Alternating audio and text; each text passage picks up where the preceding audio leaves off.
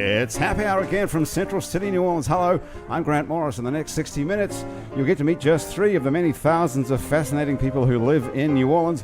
And you get to hear some music as well at the end of the show. You might conclude New Orleans is a great city where people love to talk, have fun, and enjoy great music. But you probably know that already.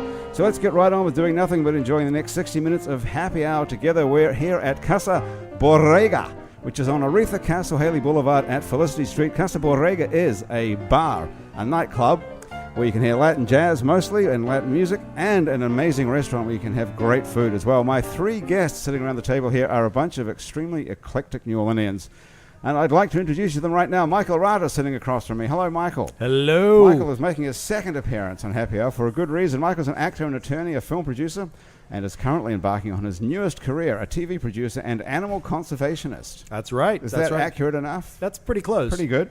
I'm back because of the pay's so good. The pay is good.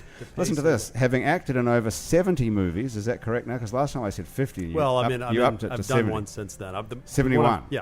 What have you done since? I was in Kenya. I was in my own movie. Are you in your own movie in Kenya? Yeah. Really? Playing the part of an elephant? Michael Arata. No. Michael. Yeah. So you would say himself. That's on correct. IMDb. That's correct. Second I've always one. wanted to be himself. Have you guys ever been himself? You've both been in movies. I've never. No. No, Paul, have you been himself? Yes, it is a daunting role. He really it's is. Horrible. I think it's the worst. You can't live up to it. I was terrible. Anyway, Michael's acted in over 70 movies and he's produced successful horror and comedy features.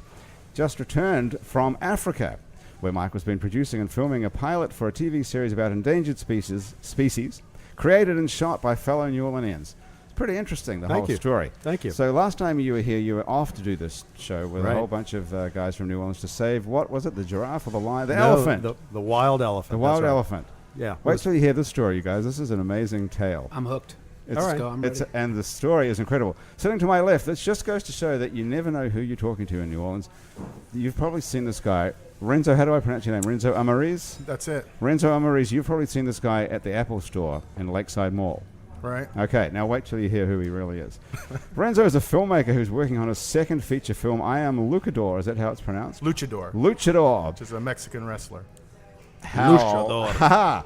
That's got everybody's attention. Yo soy luchador. It's based on a short film of the same name. Renso also made a film called The Local 504, which you've never seen. The reason you've never seen it is an amazing story itself worthy of a movie. Okay, now they're blending our drinks, I think, here. Yep. God bless them. God bless them. Let's just be thankful. It's a juicer. They're making juice drinks. Okay, prior to moving to New Orleans, now listen to this. To make movies, Renso was a photographer in the U.S. Navy and served in Desert Storm, as well as the conflicts in Yugoslavia, Kosovo, and Somalia. Right. Can you believe that you're looking at a guy right across the table who's actually been in war in all these places? The crazy thing, crazy. he and I have both been to Somalia. Yeah. Okay. That's weird right there. Isn't that weird? I was going back and forth for a while between Somalia and Yugoslavia. And did you ever get them confused? Yeah, I was so tired. It sounds You funny. go Somalia. I was so tired from the experience of going back and forth, that at one point I was in the plane. I was sitting in the back, and I asked where we're going, and I don't remember now where they said we were going, but my response was, "Is that the hot one or the cold one?" Oh my God! Wow, you spent too much time over there. Renso's war photographs have been featured on the front pages of every major newspaper in the world, and in major magazines, including Newsweek and Time magazine. That's it. This is going to be an interesting show so far, isn't it? Even where we are up to now. It is becoming apparent to me who is the dead weight at this table. Go ahead and read my lovely paragraph. It's me. But listen to this. It. Paul Meany is also here. Paul Meany is the singer, keyboard player, and frontman for New Orleans band Mutemath. Mutemath made their first recording in 2004. In 2007, their song Spotlight was featured in the mega hit movie Twilight and went all the way to #1 on the Billboard singles chart. I wouldn't call that dead weight exactly, would you? No, I never made it to #1 on the Billboard. #1 Billboard. This is certainly very single. Inflated, and it's not true, but I like it. That it is helps true. me hang I with the saw table, it on so go for it. Wikipedia. I saw it on Wikipedia. Oh, and that's where it's definitely concrete. It's got to be true, right? You had a song. You had a song on Twilight, right? No, we did have a song. You had a song in the movie Twilight. Twilight was a mega I'm smash not correcting anything. You should just go. I'm and very it was a intrigued number. by And it what's was a being #1 hit on the Billboard Hot Singles chart. I don't think so, but that's okay. Are you serious? It's okay. What yeah. was its highest chart position it got? No. I'm telling you We never honestly, got- it was #1, really.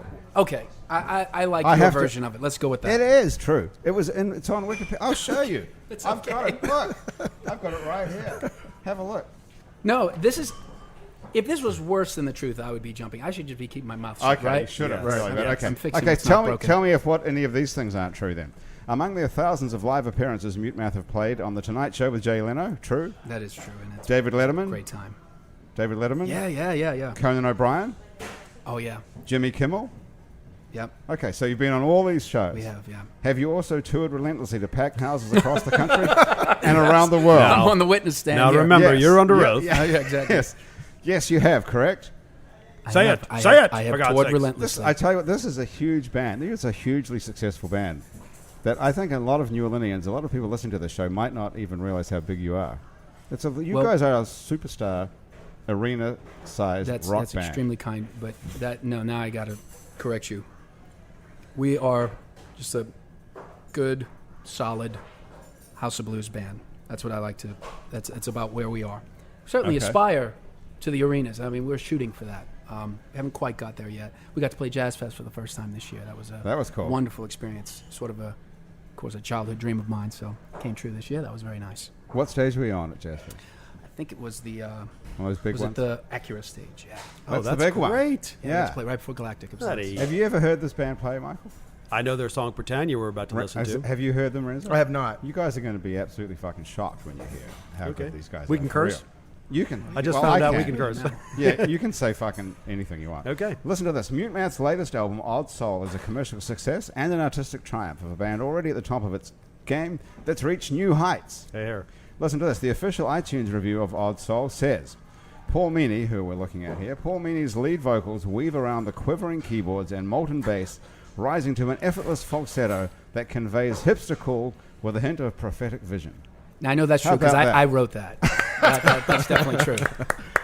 This is an awesome album and an insanely good band. That's real. Maybe we should start off by listening to a song. I'm intrigued. And then I want to let's hear it. Yeah, okay. I want to hear it. Let's take a listen to it. Let's do it. We've never done this ever. We've never kicked off a show with a song. I think we ever should. before, but I think we should in this case. In Mr. Meany's honor. Let's do it. Paul, tell us about the song Britannia, which is a movie theater. We know that, and a street. Certainly a street. Certainly my my sort of kind of a song that reflects my relationship with this city. So I kind of put it into this dysfunctional love song called Britannia. Mutemath. And I'll tell you my story after. Okay.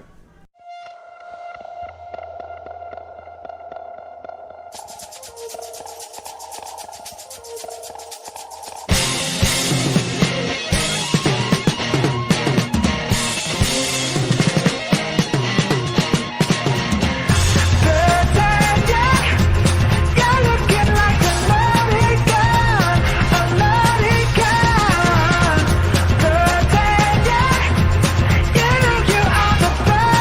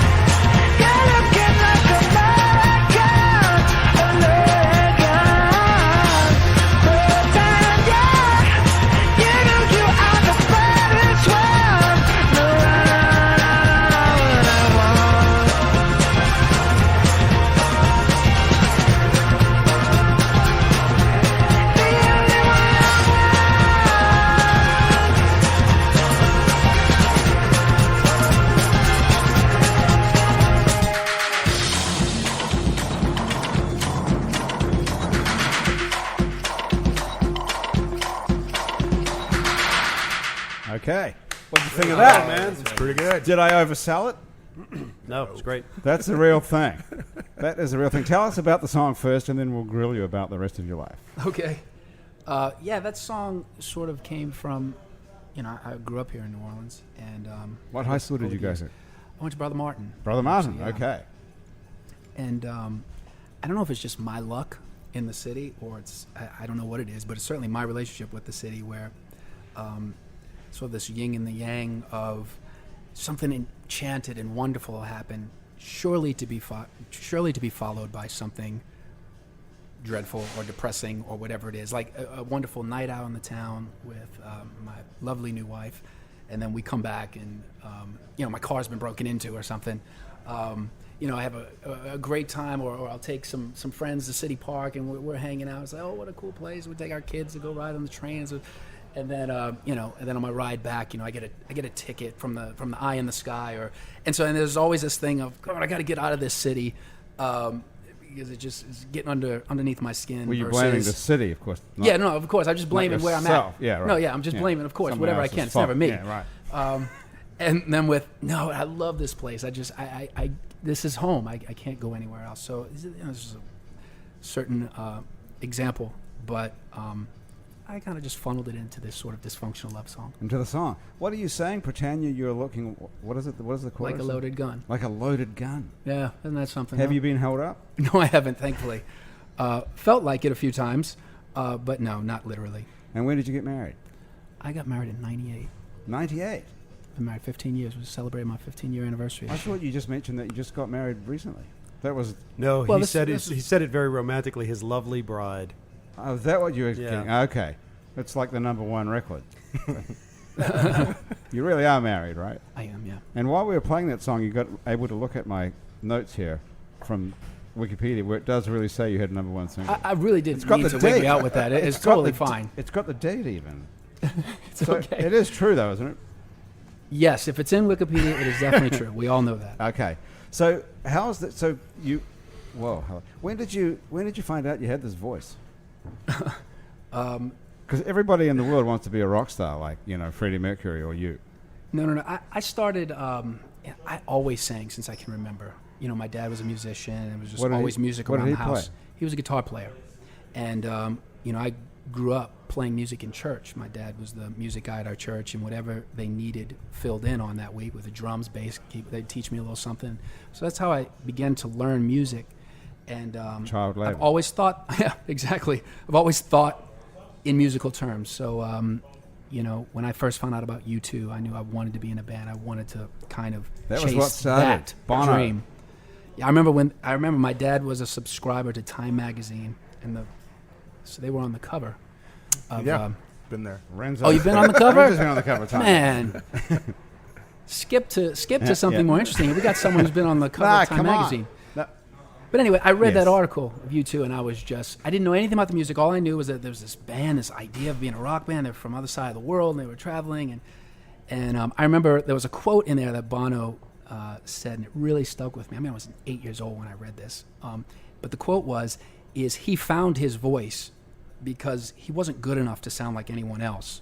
And he tried. And yeah, That's interesting.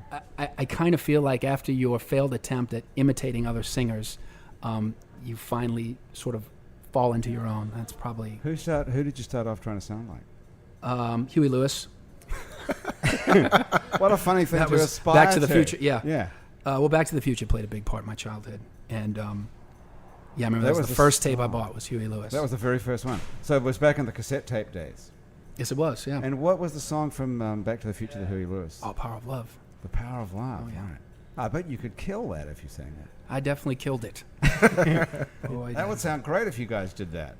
And that would be pretty appropriate. Now, The Power of Love, wouldn't Well, it? it might be, I actually. can't remember the lyrics. Can you guys remember Who's the done a lyrics? cover of that? I can't think of one. Don't think anybody has. No, No, in come fact, on. no. It's been outlawed. And these guys could shoot the video for you. Of Renzo course, could shoot it, Michael could absolutely, produce it. absolutely, absolutely. Hey, Renzo, tell us this. We've got a million things to ask you about Sure. here. About one, of course, is being a war correspondent. Should we Sure. start with that, or should we start with the story of the movie? While we're talking about New Orleans, let's talk about the movie. Okay. Okay, so you shot a movie called, what's it called? The 504. The local 504. The local 504. Yeah. What does that mean?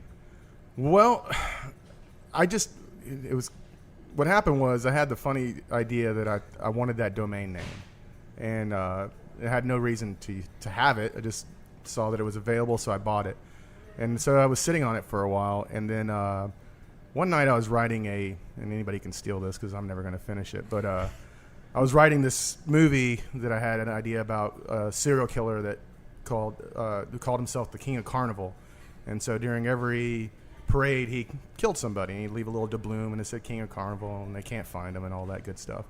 Good idea, Michael. Michael's taking notes. No, there's a TV writer out there right now, though, who's sharpening their pen. Yeah. So, Sharpening their run with it. Yeah. So, anyway, I couldn't write, so I walked down the street to a friend of mine's party, and I talked to this guy who I'd met once before for about half an hour, and Sean asked me what I was doing. I told him I had a little writer's block, so I just went for a walked over to the party, and he asked me what I was going to do with the movie, and I said, I don't know. I'm just writing it right now. And he says, well, why don't you shoot it? You know enough people to shoot it. So I said, I don't have the money to create my own Mardi Gras, basically. So he said, well, just make some stupid zombie movie and shoot that.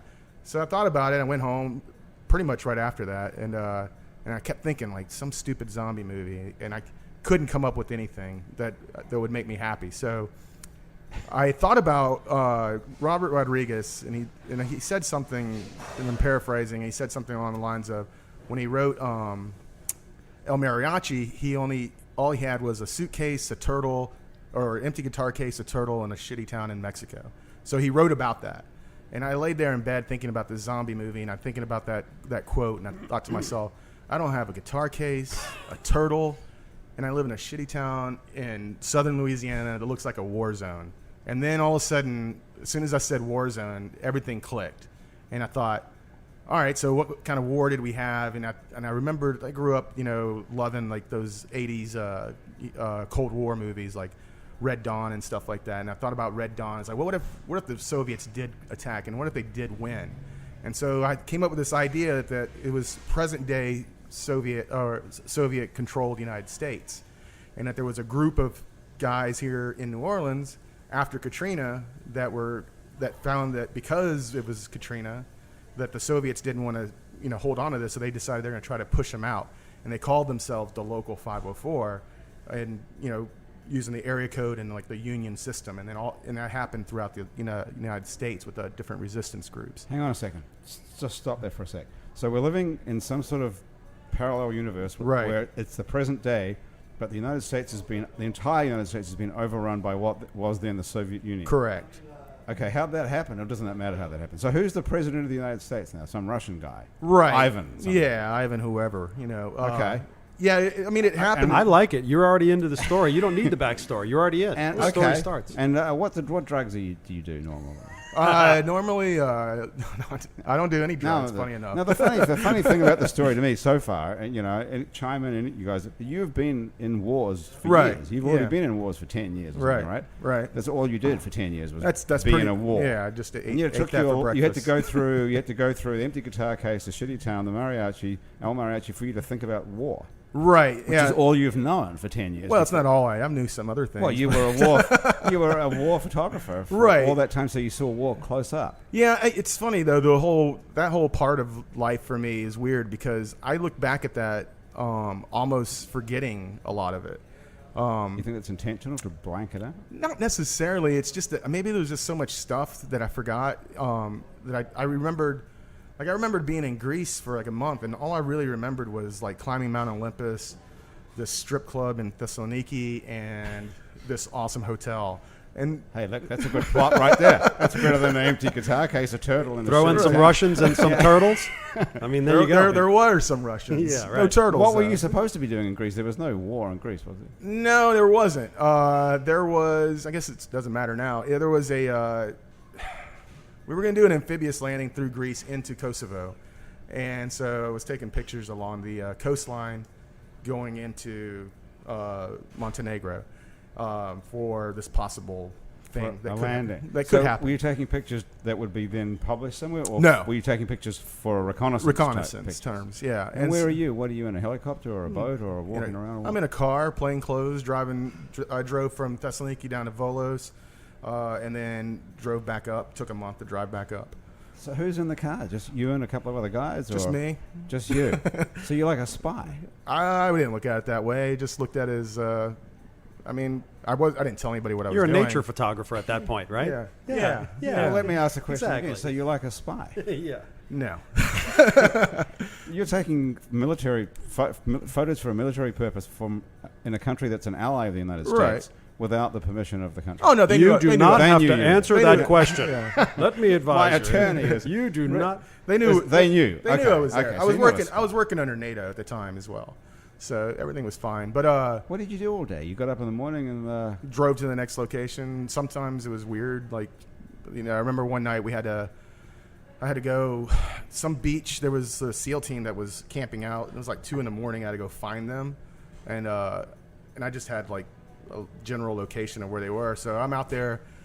did they give you a phone number? Like, No, and that's actually what they told me when they found me, is that they didn't give you a GPS. I'm like, no, and I'm like I'm sitting in the car outside this field where I think they are, and I'm flashing my lights on and off, waiting to get shot by basically. He was a spy, by the way. That's Cold War stuff. That's spy right there. stuff, yeah. And I'm walking out there and through this field, and I'm waiting, and I'm just kind of like looking for them, and I'm like, these guys are just gonna tackle me or something, I don't know.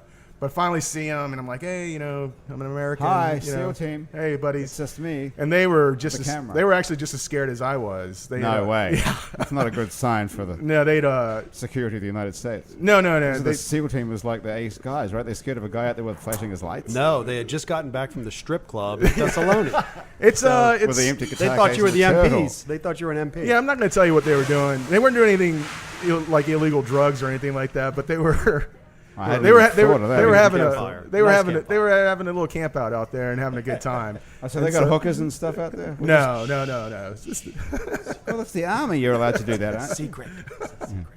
they'd So we were going to invade. they made friends with a local like bed and breakfast type place, and they were allowed to take all their alcohol, and Okay. and so they were just sitting around drinking. So when I found them, they were like, oh, you're not gonna tell, and they're like, Oh, I see. So this is our crack military. This is the most highly trained, most effective guys in the United States military. it's only taken like So, like, I half haven't a even drink, finished a half beer, a drink. yeah. I'm giving away all the state secrets. Yeah, this is like 60 minutes here. So, okay, so you're out there, wandering around Greece. I don't even know how we got onto Greece here, but I don't either. somehow we were talking about. Oh yeah, I was talking about how I forget things about that time. Yeah, I'd forgotten why we were talking about it. Yeah. You guys remember why we were talking about that? Well, you asked. What's your name? I forgot.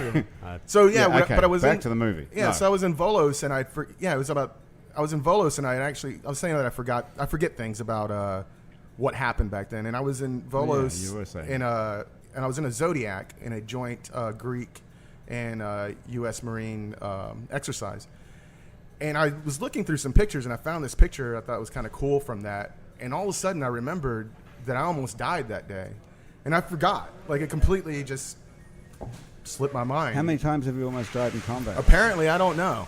But Well, we don't know. That's right. Well, tell us what happened. well, they say I remember I was sitting on this little Zodiac, and we're like floating around out there, running around, and I see there's another one that's coming at us, and I'm taking pictures of it and having to, I'm like, oh, these are gonna be so cool, and then and it's getting closer and coming right at us, and I'm looking at it and thinking that guy's not turning, and he didn't, and so finally, like right before he hit us, I just screamed.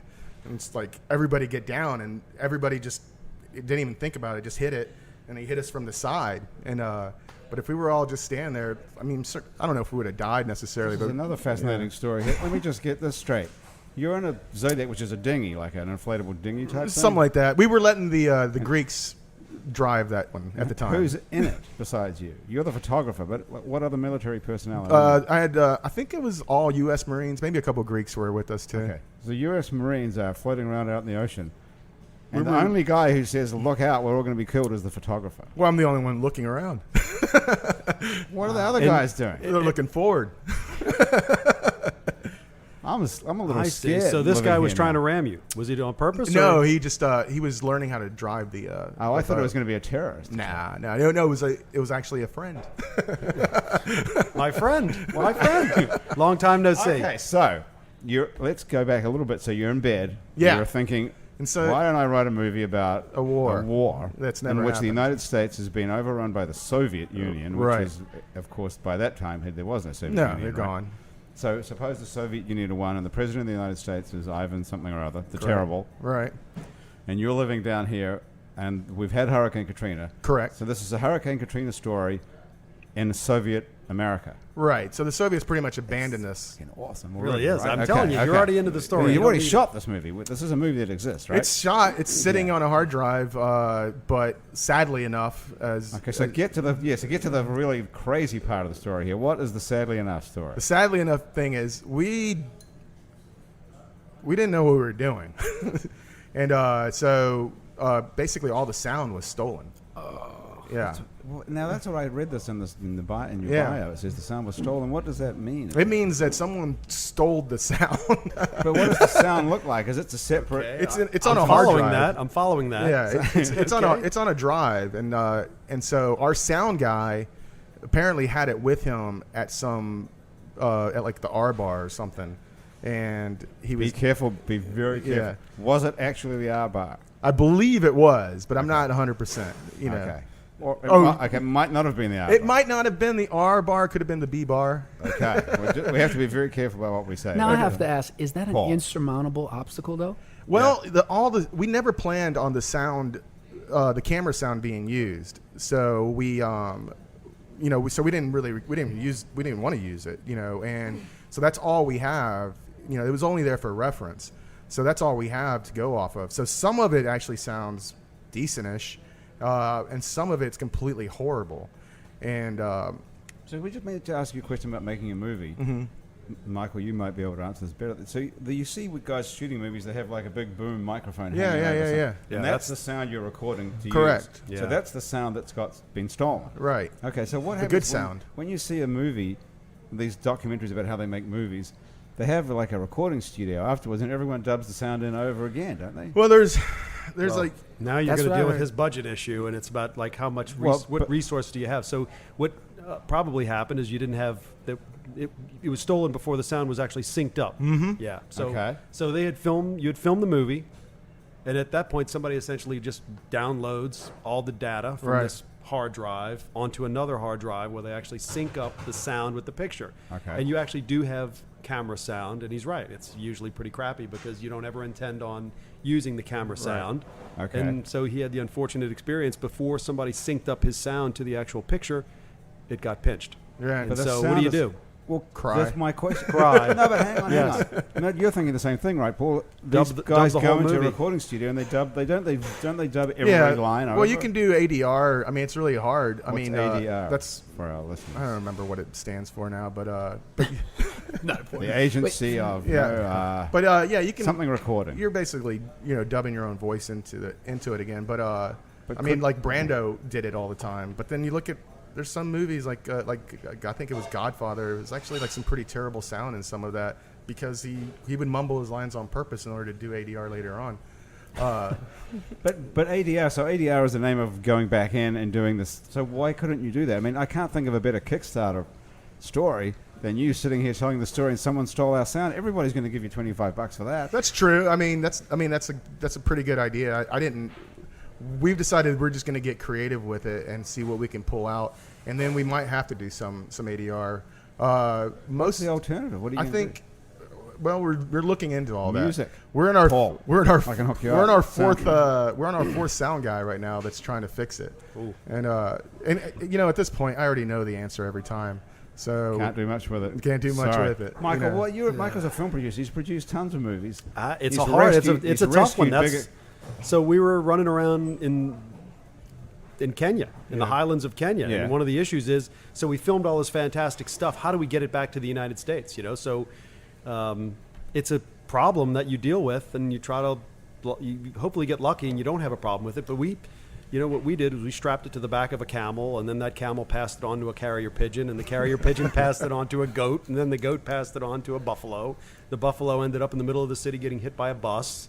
And so the bus driver picks it up and takes it over to the cab driver. The cab driver brings it to the hotel, and the hotel flies it back to the U.S. So it worked perfect for us. That was a good. That's a good system. So that's my system. I need to get out of It's that foolproof. It's pretty much foolproof. Well, so let's just get on to Africa in a minute before we Yeah. get, and we'll just. I mean, we've got so much to cover here, but Yeah. just before we get off the subject Yeah. forever, is it actually possible to do this, Michael, to recreate the entire sound in a recording studio and Yeah. dub it onto the movie? it is for Renso. sure. But It what is. you Okay. lose is this. You lose, number one, the ephemeral sense of like acting in the moment, which right? That's Right. one of the senses Well, that's you lose. gone. That's gone.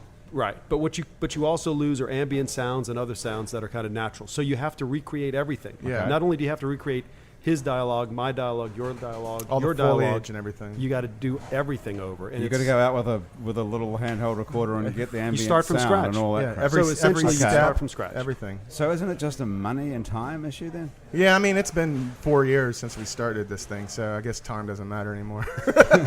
So he's down to money. Yeah. But couldn't we so put it so do the Kickstarter. Yes. Isn't that a perfect Kickstarter project though? Really, you guys? It is. I'm not gonna lie to you. There's a part of it You can where lie if you want. It's a Yeah. better story. it's a Paul's up for it. yeah. I mean the movie did win an Oscar, no matter what. Exactly. Even with camera sound, it won the Sound Such a Academy. great story, though, isn't it? You can hear it on the Tonight Show. It just beat out the piano for its sound.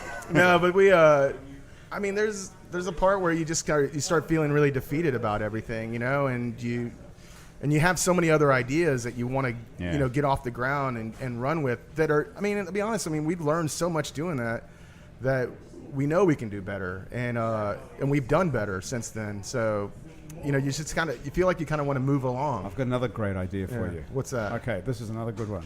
Put the whole thing on YouTube and have people send in sound. That's not a bad idea. It's actually a great idea. Everybody just contribute. Absolutely. Whatever you want to say. Go ahead and say it. Put it in 5 minutes. I'll break it up into sections and have do everybody like a 5 minute. bit, everybody yeah. dub in their own thing. Yeah. Oh, It's such listen, the good news story is he just said it. He learned it's the hard way, but that's the way. You learn that, listen, whenever we film something and then you're going to record sound, let's make sure that we got backups for the backups for the backups. And, Right. and not one person who goes to the A, B, or C bar. A bar. What A bar, right? And then- takes that stuff with him and loses it. So the guy had your hard drive with your sound Yeah. in a bar having a few drinks and someone stole it basically. So He what was happened? he was DJing or something like that. Yeah. Oh, okay. He was Yeah. a DJ in the bar. Yeah. Will you ever talk to that guy? Since then, no.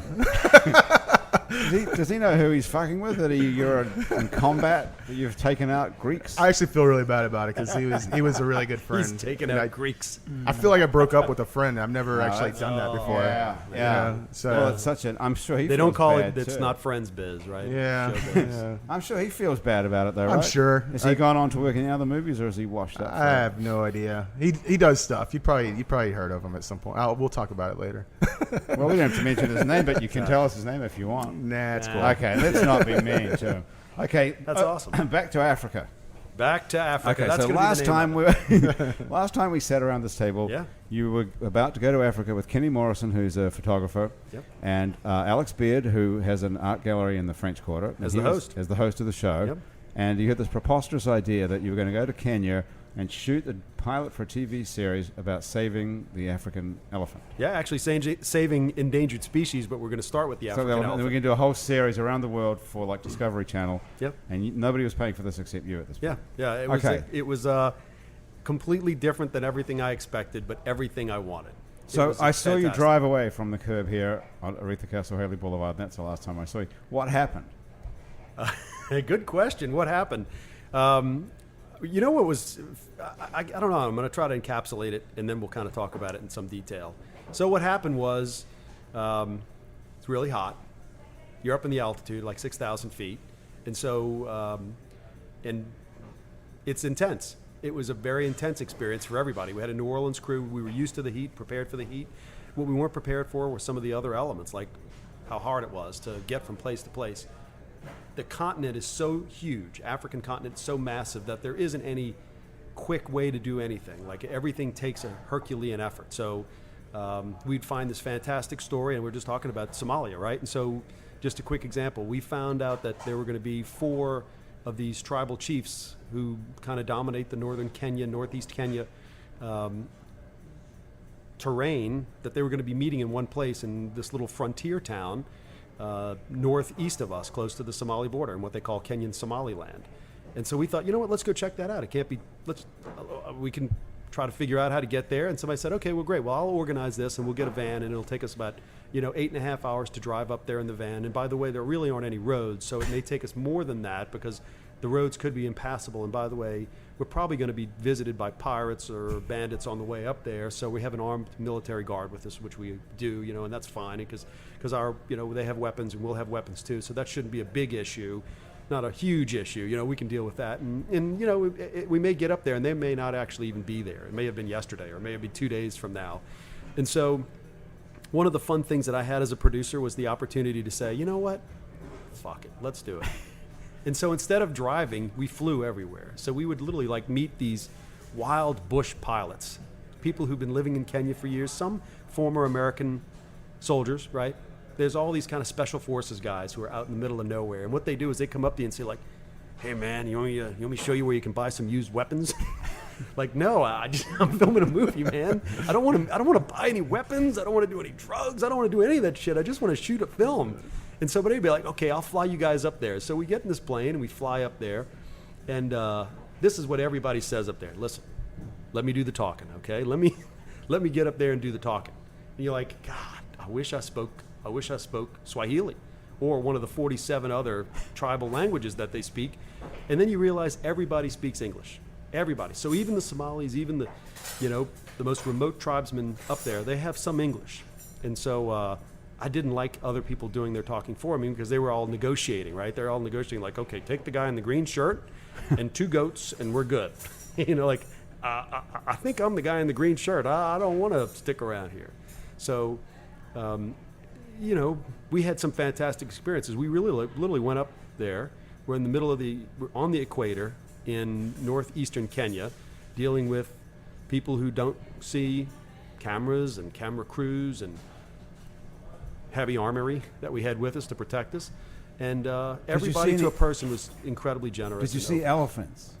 We were attacked by wild elephants. We were attacked by wild dogs. We saw animals doing what animals do in the wild. I mean, that's the purpose of going there, was to film and experience nature in harmony, what it is to be an animal, and the people who live with animals in harmony. You were attacked by wild elephants. Yeah. Well, first of all, I'm sure all the elephants are wild by definition because they're well, you know what's living out funny? there. I mean, we've always seen elephants in the zoo, right? And they always have this kind of predictable behavior. It's the behavior of something that's captive, right. And it's kind of like this monotonous. They have ticks, really, they're quite benign looking. Well, that's because they're Asian elephants. It's one of the first things I realized, these elephants are totally different. And you look at an African elephant and it's robust and it's got massive ears and it's got massive tusks and they're aggressive. They're aggressive. They don't like people. They don't like people being around them. And they remember the last time they saw a person that was shooting at them, right. Or it actually shot one of their Do relatives. they understand you're trying to save them, or you No, couldn't they get a didn't. message across The before elephants they I come spoke charging? with, the elephants I spoke with wanted to have nothing to do with me. They thought I was an interloper. They didn't like my accent, any of that stuff. So what happens when a wild elephant is it coming towards you with its head down, with its tusks? So these are some of the things you learn while you're in the bush, right? So there's predictable behavior from an animal. The elephant that charged us, came through our camp in the middle of the day, was in the forest. It was in where he was supposed to be. We were somewhere where we probably shouldn't have been. He was doing his thing. And he stumbled across us, and one of our sound guy was on the satellite phone talking to his wife, and a massive elephant walked right in front of him. And he literally was talking to his wife. He said, honey, there's an elephant walking right in front of me. And then the elephant saw him and immediately panicked and said, this is not someplace where I want to be, and turned hard and turned in the direction of 2 of our other crew members. And they were sitting under a tree, relaxing, essentially. It was the hottest part of the day. We were taking it easy. We had just finished eating. And Gabby Velasquez, who's a fantastic New Orleans filmmaker, was literally climbed up a tree because an elephant charged at him. The elephant saw our camera equipment and didn't know what to make of that, so turned and then turned towards me. And I was sitting in our camp, and I could hear this massive animal tearing up these bushes, and it broke right through the bushes. And I looked up, and there was a 15, 16-foot elephant charging right at me, saw all of our tents, and thankfully turn to the right instead of turn towards me. And I hope someone filmed all that, because that sounds amazing. no, That's almost a cartoon. it was almost a cartoon, and it happened so fast and so suddenly that I was shocked. And then I was like, that's my Ernest Hemingway moment. I just had it. That was it. That was the hunting of the the elephant. So how did it go with the actual plan to shoot a story about saving elephants? It went fantastic. We lucked out. We got great interviews with people who are actually like on the ground working to save the wildlife. And one of the things we discovered was this. We thought we were going to find it when we got there, and we thankfully did. Like, there's an entire movement of what they call community conservation. And, their community's segmented. It's very tribal. And so you'll have people who live in one tribe, and I'm a Samburu tribal, I'm a warrior, and you're a Turkana warrior, and you're a Somali warrior. Is this like an improv bit we're going to do? No, it's not. But it's like sure. they take it seriously, right? And so they're warriors. And so I'm going to steal your cattle. As a matter of fact, I'm going to steal all your cattle, and I may kill you if you come after me. And I've been doing that for hundreds of years, and you've been doing that to me too. And so instead of doing that anymore, they've decided, listen, let's stop killing each other and robbing from each other, and let's try to save the wildlife and work together. Hey, so can we I have just warriors. stop you for a second there? Yeah. How do they get to that point? Because that would be a good lesson to learn for all of us. How they Well, figure I that actually out? thought that they had a parallel to like the drug wars that we've got, right? So instead of essentially killing each other to work together to some end, and it actually takes quite severe leadership. And so what they've got over there that we don't have here is a tremendous respect for the elders in their community. And they have this mysticism too, so that this is a real story. So two of the young guys decided to spear an elephant. They wanted the $65,000 or $100,000 that comes along with taking the tusks of a real old bull elephant. And they did. They speared the elephant, and they had cut the face off. And what happens is they literally just cut the face out of an elephant. So you save the rest to rot, and you just cut the face out. It's one of these horrifying things. When you see it, you just don't forget it. You saw that, actually. Oh yeah, it's unfortunate we saw too much of it. And so these two guys speared an elephant, they cut the face out, and then they panicked, and they didn't sell the tusks to the Somalis who live in these little Somali towns outside of the area where we were, because one of the elders said, if anybody in my tribe has killed this elephant and taken the tusks, I'm going to put a spell on you, and your entire family forever is going to be cast under the spell, and you'll always be poor, and you'll never have any wealth, and no one will ever respect you. And the two guys immediately confessed. And so it's one of those stories, like, they really believed, number one, they had respect for this guy to say whatever he was saying, and then they actually took it to heart. They volunteered, they said it was us, and they turned themselves in. So for those types of systems to work, this voluntary system of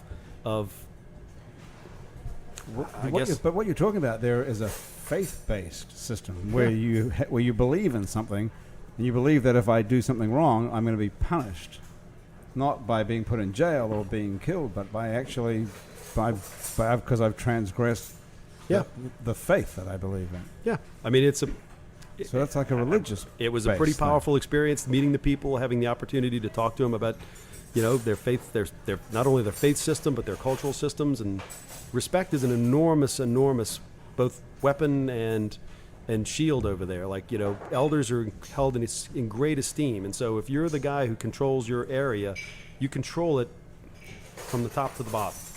And so, how do you get that job? You're born into that?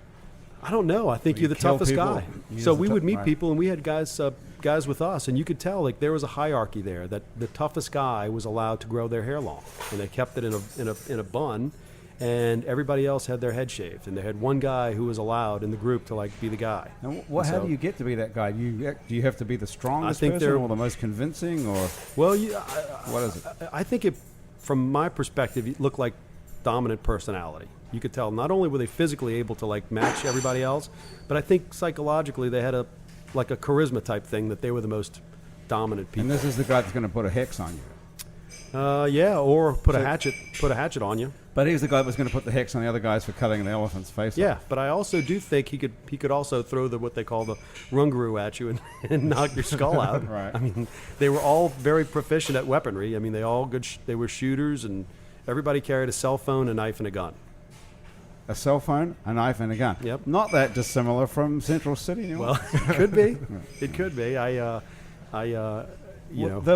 place of faith in our society and what binds us together is a pretty interesting. I mean, it's as powerful as any of the other tools that binds us together. If that's what you're saying, that's what stops people. Because, Paul, I was reading in the stuff that you have on your website here, it says, I don't know what to read, but it said, you said, I learned through these years growing up here to treasure my hyper-literal, overly ambitious, loose-wire adolescent adventures in attempting to out-Jesus even Jesus. Mm. Well, I don't know whether you said that or someone else. That was said our that. drummer, but yeah, I mean, it was very similar upbringing, yeah. Well, So you grew up in what you describe here as eccentric Christianity. yeah. What is the definition of eccentric Christianity? Well, you know, I grew up going to church like 3-4 times a week. Of course, you know, I was immersed in that culture and kind of in youth group culture. I mean, the Bible Belt part that reaches into this city, I was certainly a part of that. And our drummer was as well. He grew up in Springfield, Missouri, but kind of in the same sort of this is sort of charismatic Christian thing that happened in the 80s and 90s. Certainly my family was a part of that. And so, yeah, I was exposed to all that. And it just made for some very unique experiences. But, yeah, it was certainly, my parents kind of grew up and were a product of the Jesus movement. That kind of happened in the 70s. So that particular generations of parents were very hell-bent, if that's the right word, to raise their Heaven kids. bent, I think. Heaven bent would probably be better. Yeah. But although we had quite a healthy fear of hell, which certainly helped be a good motivator. You know, Jesus was coming back at any second, so you had to make sure everything was right. You believe that? All. Oh, yeah. This absolutely. is the same sort of put a hex on you type faith. Yeah. And it's certainly effective. I don't know ultimately if it's the most healthy way to look at things, but as a societal, it was a means to an end. Yeah, and as a societal weapon to keep people in line, it's a tremendously effective weapon. Right? But everybody has to buy into it, though. You have to all believe that you're going to go to hell or you're going to be saved by Jesus, right? For it to work. Right. Did you grow up? Were your parents growing up in the Jimmy Swaggart era? Yeah. Oh, I worshiped Jimmy Swaggart, Marvin Gorman, who was the local guy. They were the second coming of Jesus. Did you go to those services with Jimmy Swaggart yeah. and Marvin? Well, you were there. Oh yeah, I was there. Well, what was that like as a kid? Did you believe it? It was. Well, of course I did. Yeah, I mean, I was very impressionable. I mean, these preachers were rock stars, you know. Was Bono and Jimmy Swaggart? Yeah, it really was. Yeah, that's what I've aspired to be. I wanted Could to you be have the melding gone? of Bono and Could Jimmy you have Swaggart. gone the Jimmy Swaggart way and instead of thinking Bono was the guy to emulate? I guess it's very possible. Certainly, my grandmother would have loved to have seen that. But yeah, I remember that was the whole thing. You know, bodyguards used to bring in Marvin Gorman, and you know the whole thing was if you could just get him to look your way and just send a blessing, and he would pray for you. And my grandmother was so excited one time she got Marvin Gorman to put his hand on me and pray for me. I was just like Maybe 5 that's or what something. did it. Maybe so. Maybe That's why And you're all a this rock time. star today. That's why I've learned to treasure it. What was the quote? What did Marvin Gorman look like? I don't know him at all. Do you guys know him? He looked like what every televangelist looked like from the 80s. Like a senator. Everybody kind. wanted to be like Jim Looked Baker like- at that point. Like, Like yeah. a senator. Didn't they look like Exactly. U.S. senators with the great hair and the nice course. suit? Yeah. And the, He looked just like Trent Lott. Just like that's kind Senator of what it Trent looked Lott. like, right? That was kind of the They were look. like Elvis senators. Yes, Yeah. exactly. And That's awesome. Did they make it? They made a lot of money. That was what they were all about, right? Those guys. Yep. And gosh, it was prostitution that brought him down. Look at that. Isn't that interesting? Yeah, That was the whole That's controversy that. Right. That was it. Brought down Jimmy Swaggart. Has Yeah, he and gone? Marvin Gorman, I And believe. I don't know who Marvin. What happened? He It happened like within the same year. It was crazy. He was on Airline Highway as well. No, motel on Airline. Exactly. That's where Jimmy Swaggart. Don't caught plan him. a church on Airline Highway. That's the moral of the story. And what's up with the family now? Is your family still connected with all that stuff? Or have they left No, it I mean behind? it's or? certainly dispersed. I mean that whole particular church movement is It's kind all of gone gone. away with. Yeah, Right. it's a different scene now, but it's still a fairly decent church-going kind of Right. family. And you've maintained some sort of relationship with that life as well, right? Yeah. You haven't left it totally all behind just No, because you're a no. rock star. No, I certainly. I'm a dad now. You know, I have a little girl, 2 years old. So all those things. You want to bring them up in some sort of. Yeah, you have to make a choice about that. Michael, what do you bring up your kids? What religion? Well, we're still looking at some of the Eastern African religions as an option. What are they called? The one that you can put a Well, they have all if you could put a different hex on those little kids. We're going to of have to yours, take it'd him be to awesome. Mount Kenya. We're going to take him to Mount Kenya. We're going to sacrifice the goat and drink the blood of the goat. So You have to See drink. what works. yeah, we're going to just check it Renso, out. you got any? And it's always good to keep your options open. especially if it involves killing a goat and drinking its blood. Right. That would sort of change your opinion about religion. Renso, what have you seen in your travels As far as religion as far as goes, religion and faith that works? none of it works. Okay. I'm a pretty stout atheist, actually. So, How did you prove that God doesn't exist? I prove it the same way that you can't prove that he does exist. I don't care. Okay. So, I mean, the truth of the matter is, on a good day, as far as for that argument goes, I guess I would consider myself agnostic. But honestly, That's on a good day. Okay. yeah. But honestly, like When you're feeling tolerant and open-minded. exactly. When But the guy stole the sound, he was definitely an atheist. I was definitely an atheist. And that was That day What was- about, hey, here's an idea. What if you prayed to something and the sound came back? if that was to happen. God's love is endless. You know what? It's still Why don't we all hold hands? His mercies, Renso, come his on. mercies are endless. actually Love is like, infinite. I'm only like half kidding about that. Imagine if you did actually light a candle or drink the blood of a goat or do something or go to a voodoo ceremony or pray to Jesus or something, Right. and the sound, you pick one, right, and then the sound and suddenly some showed up. a miraculous thing I happened. quite honestly believe that the sound would have came back regardless of what I did. If But it it's just too late for it to come back by itself now. It's never going to come back. It would be a miracle, right? it would have to. Jesus would have to come down himself and hand it to me before I believed it. Gosh, I was about to offer my services to help bring sound back to his movie. I guess I should. No, you could be the This is my second coming chance. of Jesus. I can score for Team Jesus. Yes. You can finally out Jesus. This is it. There you go. Jesus didn't come through, but Paul Meany from Thanks, Marvin Mutemath Gorman. came through. Yeah. You can go through and do all the voices though. It'd be kind of funny. Because I actually thought of doing that myself. Do all the voices. I Where are was you just now? being What's funny. going on with you? Well, we have to wrap up here in a second. Oh, yeah. What's going on with your movie, the current movie, then? The I Am Luchador? Yeah. That's that one seems like it's going to be really fun because that's actually that goes back to religion in a lot of ways because it is a mix between The Last Temptation of Christ. Do you remember that movie? The Last Temptation of Christ, Jacob's Ladder. I don't know if you remember that movie or not. Yes. And Mexican wrestling. So Nice. It's a natural segue. it's I would go back to the same question I had earlier. As I don't believe that you're not doing any drugs at all. This is all just from your imagination exactly. And he is a spy. And I'm a spy. and a spy from the United States. Right. So yeah, it's just it's a story about this luchador who's fighting his last fight.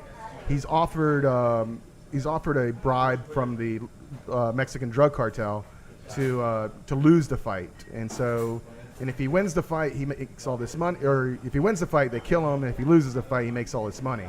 So Wow, if he wins the fight, the drug cartel is going to kill him. exactly. So he dies a hero and a champion. Oh, I gave it away. Yeah. Oh, wait. or he lives and he's rich, but he lives with the guilt of what he's done. And so Which would you take? Yes. Let's go around the table. Well- Paul? Death by Unga Bunga. there's more to it, though. Of course, when Who it all wants to comes die? down, he's on the mat. He's getting pinned, and he's thinking about this is the moment where he has to make that decision. And the 1 count, the 2 count comes down, and then before the 3 count falls, he closes his eyes for a second, and he sees this future of his life if he loses. And he's living in New Orleans, and he's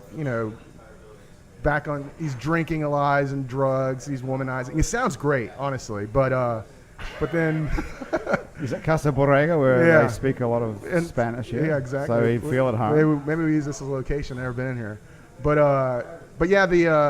then he finds love in it, and he starts finding himself again and what being a hero really means and what he would be willing to do for love. And so that's where at the end, that's how he makes his decision on what he's going to do. And is this so? A lot of the movie is a flashback. I would Of the say, decision that he yeah, has to like make there's in that the second? beginning where he's given the opportunity, and then there's the beginning of the fight. Then the bulk of it would be that flashback of him living in this dream, basically. So he's wearing a mask the entire time. He's wearing a luchador mask the whole time, and a lot of people kind of that have read it don't understand that. And I try to explain he's in a dream, and that's how he sees himself. And they're like, well, we need to see his face. I'm like, you don't need to see his face, because it comes up as part of the story that he never even understood who he really was, and so he is unmasked eventually. But So this is this is a guy searching for himself. Exactly. You know, And how much of this is you? oh, I'm sure there's plenty of me hidden in there in places. But then, you know, I draw a lot, though. To be honest, I learned a long time ago, learn the most you can from other people's mistakes. You know, so I listen to a lot of people's stories, and I take a lot of that in. So you can't write anything really without putting a little bit of yourself into it.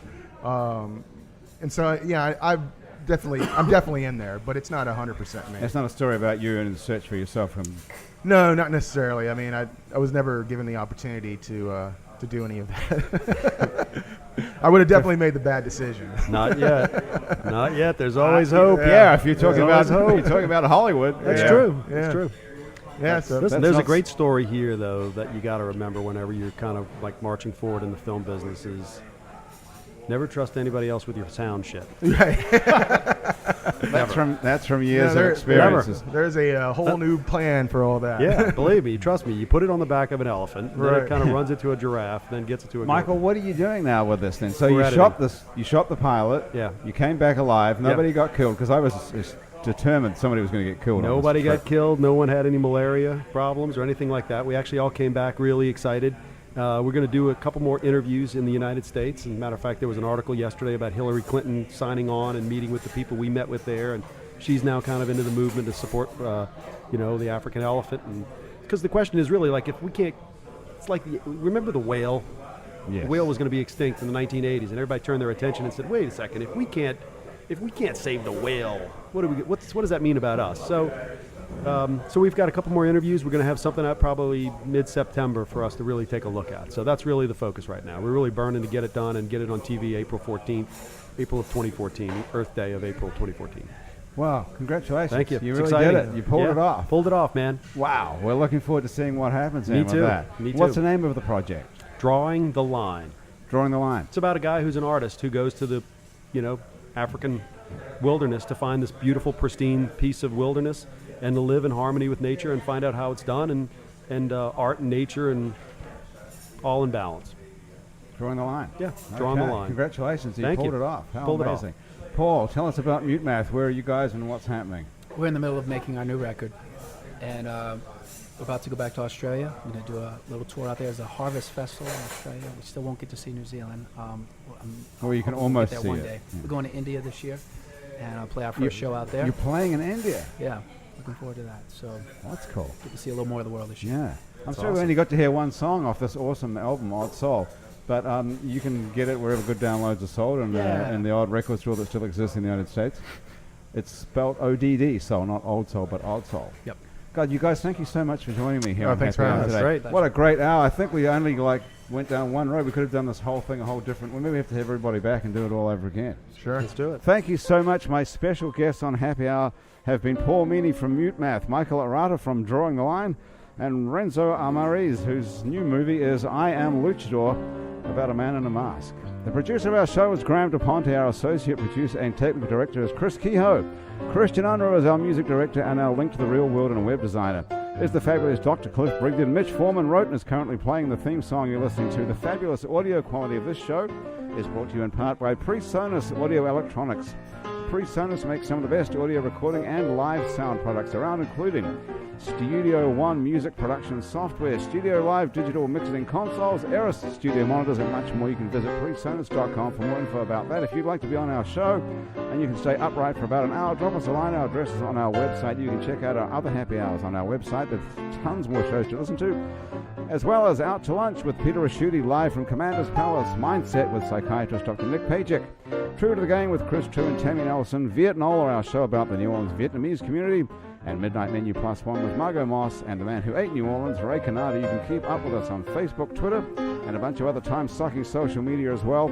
On all of them, we're called It's New Orleans. If you listen to this show on iTunes or Stitcher, thank you for subscribing. Take a moment to rate and review us. That will help other people find us. Our show is recorded live today at Casa Borrega on Aretha Castle Haley Boulevard.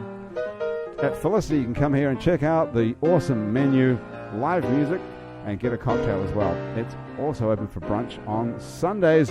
Happy Hour is a production of INO Broadcasting for itsneworleans.com. For Andrew Duhon, who's somewhere in Europe, Mitch Foreman is on the piano, everyone back at the INO office and sitting around here at Casa Borrega. I'm Grant Morris. Thank you so much for joining us.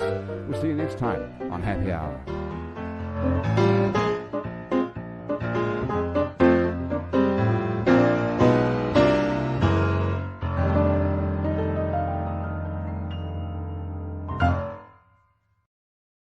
Yo, if we go to 7-Eleven right now, we can be back in time for the game. I don't know, man. I don't want to miss kickoff. Okay, but Gatorade is 2 for $2.50 when I use my 7-Eleven app. Dude, but kickoff. But how are we going to stay on top of our game while watching this game if we're not on that 7-Eleven game? I don't know how. Keep up, dude. 2 for $2.50 Gatorade with my 7-Eleven app. Oh, yeah, okay. All right, I'm feeling you now. Thank you. 7-Eleven. Be game day ready. Plus tax where applicable. Valid at participating locations.